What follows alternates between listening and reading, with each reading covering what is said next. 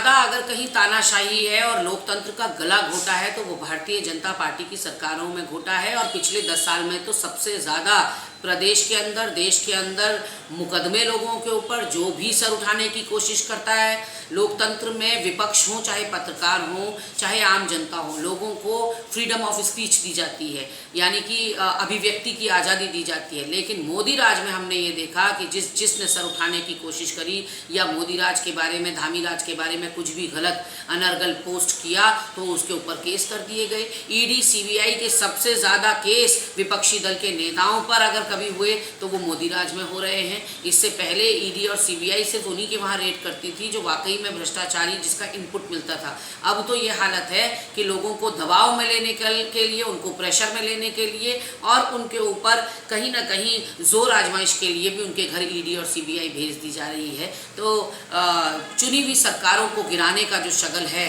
Bharatiya Janata party के 2014 के बाद जो शुरू हुआ है कि लोकतांत्रिक तरीके से चुनी हुई सरकारें भी खरीद फरोख्त के माध्यम से डरा धमका कर अपनी कर ली जा रही हैं, उनको पलट दिया जा रहा है। तो कौन से लोकतंत्र की बात कर रहे हैं मोदी जी, ये बताने का कष्ट करें। नोटबंदी आपने बिना देशवासियों से पूछे कर दी, आपने जीएसटी लागू कर दी, आपने लॉकडाउन कर दिया, आपने सारे फैसले तो आपके तानाशाही फैसले हैं, चाहे बाद में आपको पछताना पड़ा हो। आपने कहा था कोई चौराहा ढूंढ लेना और नोटबंदी के अगर रिजल्ट्स नहीं आएंगे, लेकिन फिर और आपने ये भी कहा था 70 साल के बाद रिटायरमेंट ले लेना चाहिए, लेकिन आप आज 70 साल क्रॉस होने के बाद भी प्रधानमंत्री की शपथ लेते हैं। इसका मतलब ना आपका लोकतंत्र में विश्वास है ना अपनी जुबान पर।